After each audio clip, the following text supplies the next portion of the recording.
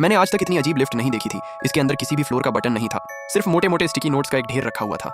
आदमी यह देखकर बहुत हैरान था। उसे समझ नहीं आ रहा था कि अभी जो भारी भरकम आदमी अंदर आया था वो आखिर बाहर कैसे निकल गया। आदमी उन स्टिकी नोट्स को शक भरी नजरों से देखने लगा। फिर जिज्ञासा में उसने एक कागज पर 9 नंबर लिख दिया। लेकिन अगले ही पल लिफ्ट सच में चल पड़ी और आदमी को लेकर सीधे 9वीं मंजिल की तरफ जाने लगी। तभी आदमी ने अपनी रिज्यूमे पर नजर डाली और उसे अचानक कुछ गड़बड़ महसूस हुई। उसने देखा कि इंटरव्यू की जगह तो 6ठी मंजिल पर थी। यह देखकर उसके होश उड़ गए, लेकिन तब तक लिफ्ट 8वीं मंजिल पर पहुंच चुकी थी। वापस जाने के लिए आदमी ने जल्दी से पेन उठाया और 9 नंबर को काट दिया। मगर इससे पहले कि वह राहत की सांस ले पाता, लिफ्ट अचानक बुरी तरह हिलने लगी। आदमी जोर से उछलकर कोने में जा गिरा।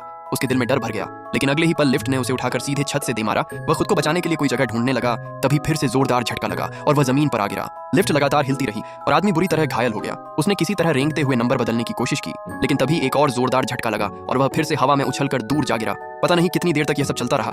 आखिरकार लिफ्ट की भयानक हलचल धीरे धीरे शांत हो गई, लेकिन तभी उससे भी ज्यादा डरावनी चीज सामने आई। लिफ्ट के अंदर बनी हुई वो अजीब रेखाएं अचानक हिलने लगीं और देखते ही देखते एक भयानक राक्षस का रूप ले लिया। इसके बाद वह राक्षस आराम से चलता हुआ लिफ्ट के अंदर आ गया। आदमी उसे देखकर बुरी तरह डर गया और कांपते हुए दीवार के कोने में छिप गया।